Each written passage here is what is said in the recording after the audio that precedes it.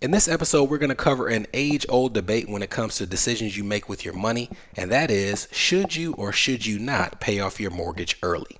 Let's get started. Let's get some money. From New Money, New Problems, it's the New Money, New Problems podcast, a show for successful professionals searching for the tools they need to navigate financial opportunities and obstacles they've never seen. Negotiating compensation, purchasing your first investment property, helping your family with money, the highs and lows of entrepreneurship. New money brings new problems that require new solutions. Join us as we work through them together. I'm Brenton Harrison, and this is the New Money, New Problems podcast. Hello, my name is Brenton Harrison of New Money, New Problems, and your host for the New Money, New Problems podcast. We are back in our series talking about home ownership and how you structure things like mortgages and home equity lines of credit. And this episode is kind of the beginning, call it like the part A of that little mini series within the series. Now, I will tell you that, and this is actually something we referenced in a LinkedIn post recently, there are very few things in finances as I age in the field where I would say you should always do this or you should never do this. And that has really been something that's evolved over time. I think with wisdom, you learn to stop speaking in absolutes. And when it comes to how you pay your mortgage, that's definitely one of those areas where earlier in my career, I was probably pretty adamant about not paying off a mortgage early. But as I've seen more things, I do think there are some scenarios where it can benefit the person as long as they have an understanding of the pros and cons. Now, I will say that more often than not, I would discourage a person from paying off their mortgage early. And here are some reasons why. Then I'll give you some reasons why a person would pay off their mortgage early. And then in the second half of this episode, we're going to share 3 different tips that you can use if you're trying to pay off your mortgage early without necessarily devoting all of your financial life towards that objective. So what are some reasons why I typically discourage people from paying off their mortgage early? One of them has to do with a false sense of security to what it means to actually pay off a mortgage early. And false sense of security means that paying off a mortgage early implies to many people that you will not have a payment associated with your house. And if you look at your mortgage statement, definitely if you don't use escrow to pay things like property taxes, you are fully aware that what you pay each month is not just your mortgage. You pay your mortgage, the principal and interest that's needed to pay down that debt from a month-to-month basis, but you also have homeowners insurance that you're required to pay for and also property taxes. And even if you were to pay off that mortgage, that principal and interest payment would go away, but the property taxes and the homeowners insurance would not. So you want to make sure that you have an understanding when you're paying off a mortgage of exactly how much it would reduce your expenses, because there are some areas where property taxes and homeowners insurance are a significant portion of that monthly payment. But even if you were to get as much relief as you expected, one of the things that I see people fall into in terms of the trap of not having a mortgage is also a lack of understanding of the fact that as homes age, they typically require more and more upkeep when it comes to maintaining the quality of that home. So even for my clients who have decided to pay off their mortgage early, I encourage them to start a little, in church parlance, like a building fund or a little slush fund to make sure that they're not just saying, oh, well, we'll pay for it when it comes. No, you need to have a dedicated portion of your monthly budget that goes towards the upkeep of an older home, which typically increases with time. The next scenario where I'm typically not a fan of somebody paying off their mortgage is when doing so does not actually save them a significant percentage of their monthly expenses in terms of what their finances will look like in retirement. And what I mean by that is this: if you are paying off your mortgage and your mortgage is just the lion's share of your monthly expenses that you'll incur during retirement, then there can be a real benefit to doing that because you've left yourself with a reasonable amount that's left over that you can cover through your investments. However, especially for high income earners, your mortgage is something that may be expensive, but you have all other types of things that are added on to your monthly expenses. And when you look at the percentage of those expenses that's taken up by your mortgage, paying it off would not put you in a position where you can reasonably expect to cover what's left over without having a significant investment portfolio. Let me show you what I mean. If you're following on screen, let's say that we have someone who has a $2,000 monthly mortgage, but they have $10,000 of monthly expenses, including that mortgage. Now we're going to assume that they, however they do so, pay off that mortgage early. And that $2,000 is wiped away, and that leaves them with $8,000 of remaining monthly expenses in today's dollars. Now, let's assume that this couple is recently retired and they have a combined Social Security payment each month of $5,000 each month. Well, that leaves them with a shortfall of $3,000. That's $36,000 a year. Well, if you remember our episodes where we talk about the 4% rule or the 5% rule, that rule says that whatever you have in your investment account, you need to only live off of 4 or 5% of it a year to make sure that those funds aren't distinguished. Well, at $36,000 a year of a shortfall that you need to cover through those investments, even if we're using the 5% rule, that means you'd have to have an investment portfolio of $720,000 to make sure that you can generate $36,000 a year to cover that shortfall with that portfolio. That's a tremendously large investment account. And if you're going to pay off that mortgage and pay extra to do so, I would argue that it may be a better idea to simply put as much money into the market as possible so that you can pursue the balance of that investment portfolio rather than saving a few years on your mortgage when it's not a significant expense relative to what else you pay for on a monthly basis. Now, comparatively, let's say that this person's expenses are even $2,000 lower. They have a $2,000 mortgage, but they have $8,000 of expenses instead of $10,000. That means that after they pay off their mortgage, there would be $6,000 that's remaining on their expenses. That $5,000 Social Security payment lowers that shortfall to only $1,000 a month and $12,000 a year. If we're adhering to the 5% rule, this means that unlike the person who had the $3,000 shortfall and had to have a $720,000 investment portfolio to cover it, this person only has to have a $240,000 portfolio to cover it. So this would be a scenario where this person may say, if I pay off that mortgage early, then my guaranteed income sources combined with not having that payment may actually put me in a great financial position.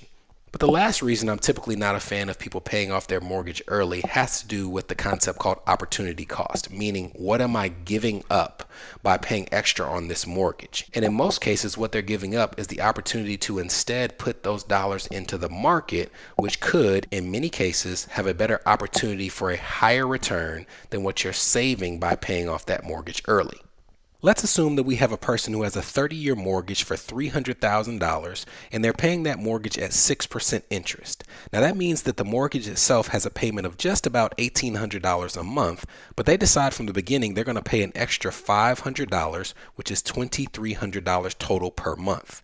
Now you can see at the top of this chart that extra $500 shortens their mortgage repayment by 12 years and 4 months. So they actually end up paying this mortgage off in 17 years and 8 months. And when you look at how much money it saved them, instead of paying $647,000 in total on that original loan of $300,000, they saved just about $160,000 worth of interest. Now let's compare that to what they would have received if they'd taken that extra $500 and simply put it in the market, say in an S&P 500 index fund.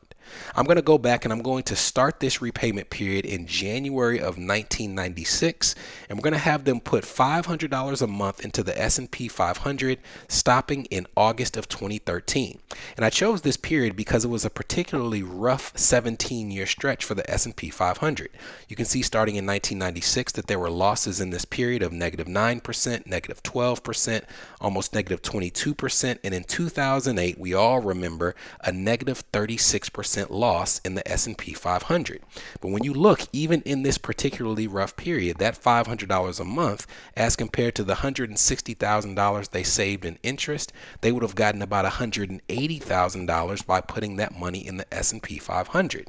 If they had chosen a better period, say 2006 to 2023, that $500 a month would have grown to $308,000, almost double the interest they saved by paying that $500 extra on their mortgage.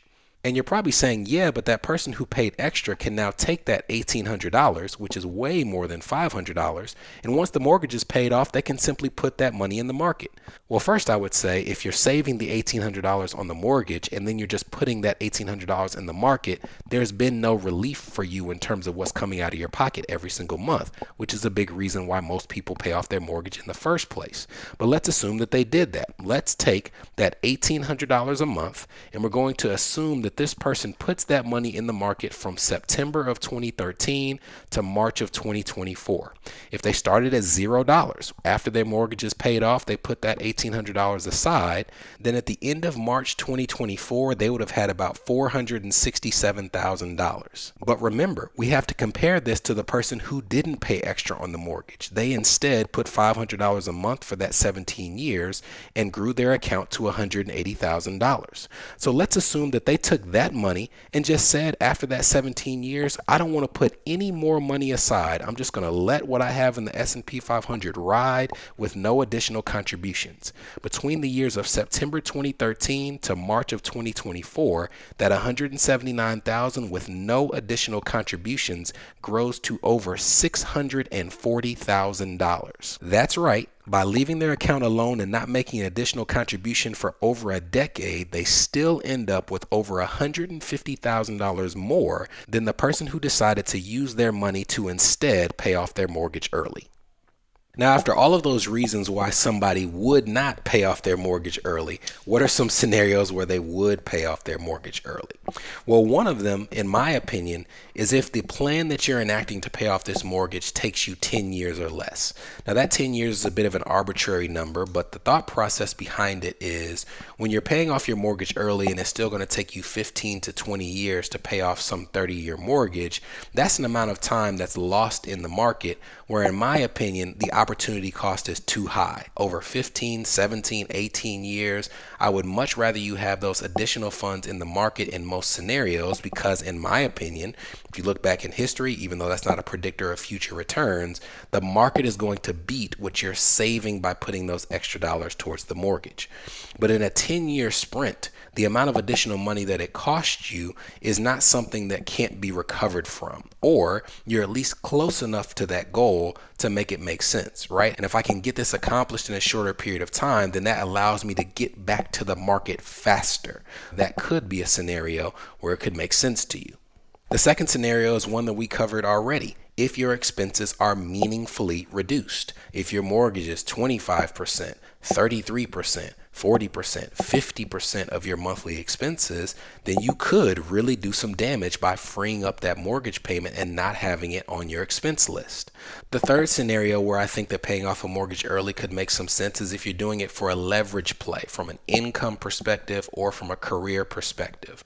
I was having a conversation about this with a friend recently who's feeling like, hey, I want to have some flexibility in terms of my career choices. I don't want to be at a place where I have to work here, even though I don't want to work here because I need this amount of money. Well, if you're significantly lowering your expenses, then that can conceivably significantly lower the amount of income that you need to cover those expenses on a monthly basis.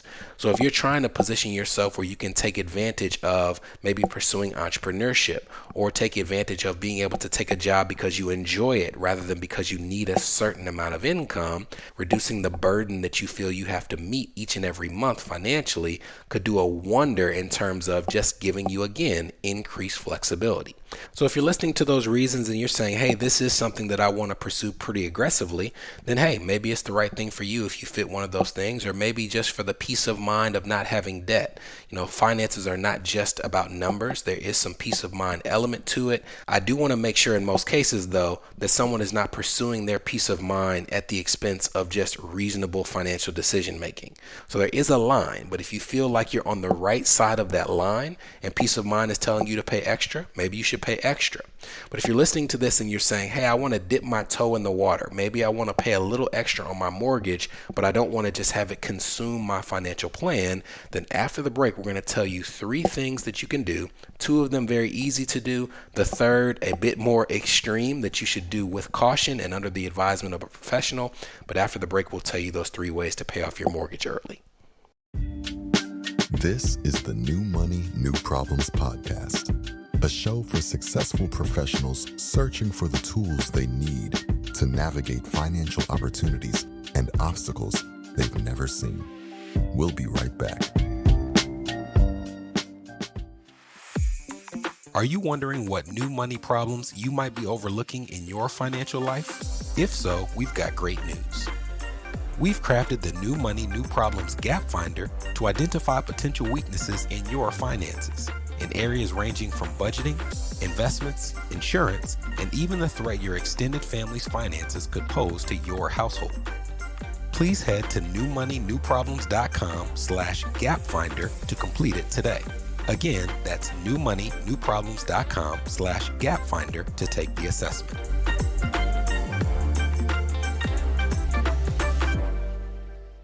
You're listening to the New Money, New Problems podcast. Subscribe now at newmoneynewproblems.com. Welcome back. All right, what are 3 ways that you can pay off your mortgage early without significantly increasing the amount of funds that you're devoting towards that goal? The first 2 are really just 2 different ways to make an extra mortgage payment. Now, when it comes to why you would pay an extra mortgage payment, statistics have shown that in some cases, making 1 extra mortgage payment a year can shave off as many as 4 to 5 years from the length of time for your repayment. So on a 30-year loan, you could have it paid off in full within 25 or 26 years just by making that 1 extra payment. Now, the way that you make that extra payment can take many forms. There are some people who take their monthly mortgage payment, they divide it by 12, and they simply add that amount onto their monthly payment and have those funds go directly to the principal. You have to make sure when you set up this payment plan with your provider that these funds are going directly to the principal and not interest. Another way of making an extra mortgage payment is to simply just make a lump sum extra mortgage payment. Some people do this at the end of the year. Some people do this when they get their tax refund. But in our scenario of $1,000 mortgage payment, you would simply, in this case, if you got a tax refund for $2,000, take $1,000 of it and put it towards your mortgage payment.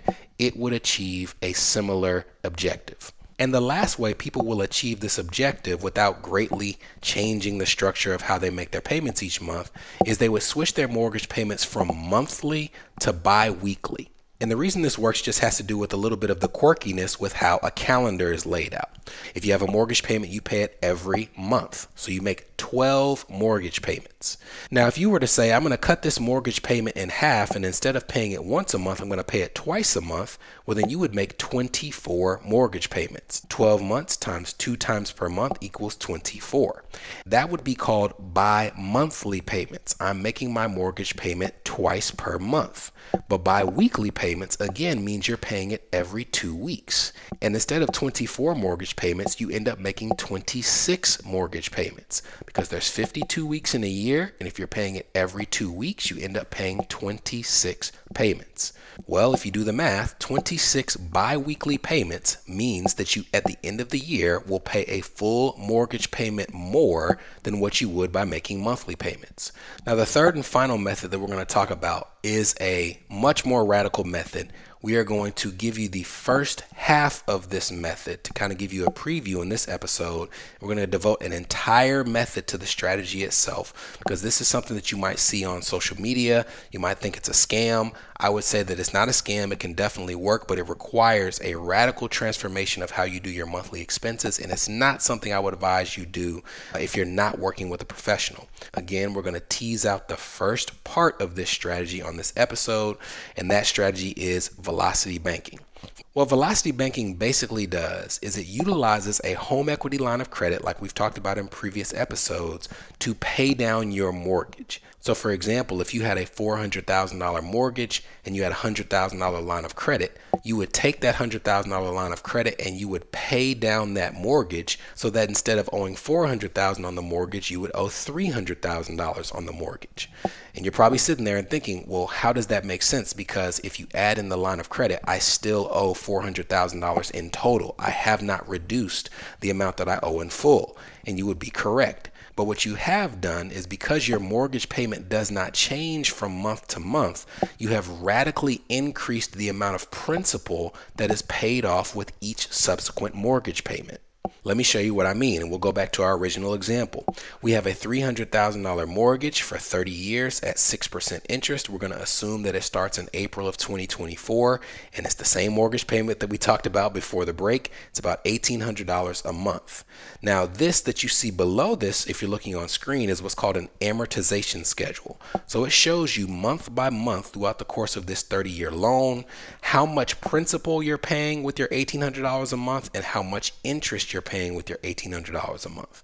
you can see that in the first month that this mortgage payment is made, the person pays $1,800, but only about $300 of that goes to actually pay down the principal, and $1,500 goes towards interest. As a matter of fact, if we started this $300,000 mortgage in April of 2024, you can actually see that it takes over 16 years to pay off a third of that mortgage balance. You would think that if I have a $300,000 loan for 30 years, I should hopefully pay off about $100,000 every 10 years.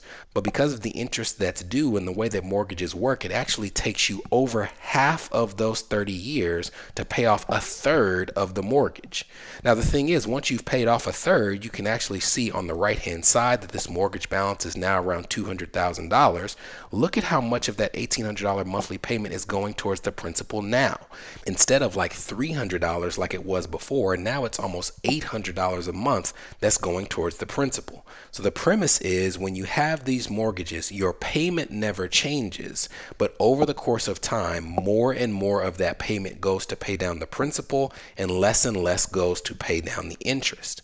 So what you're essentially doing by taking that home equity line of credit and using it to pay down your mortgage is you're basically fast tracking the amount of time it takes to get further in the loan process, where more and more of your monthly payment is going towards the principal. So if you can do that as fast as possible and have a plan for how to pay down the home equity line of credit as well, you will actually see people who use the velocity banking concept who will have a 30-year mortgage that they find a way to pay off in 7 to 12 years. Now, again, it is a radical strategy because keep in mind, you've paid down your mortgage, but you still have that balance that's remaining on the home equity line of credit. You have not actually reduced the total amount that you pay relative to this property. So in the next episode in this series, when we dedicate the entire episode to velocity banking, we will explain to you how people who utilize this concept put a plan in place to actually pay down that line of credit in a quick manner as well. Now, I know that was a lot, and I know that is a hell of a tease to give you when it's really probably going to be 2 or 3 weeks before we get to that second episode. Maybe I can be convinced to kick it up a week earlier, but I hope that at least introduces the concept in a way that piques your interest if it's something that you think you may want to implement in your own life. But please do not do so until you listen to that episode in full. We'll be back next week with some more financial literacy for you that I hope you find valuable, and I definitely hope to see you then.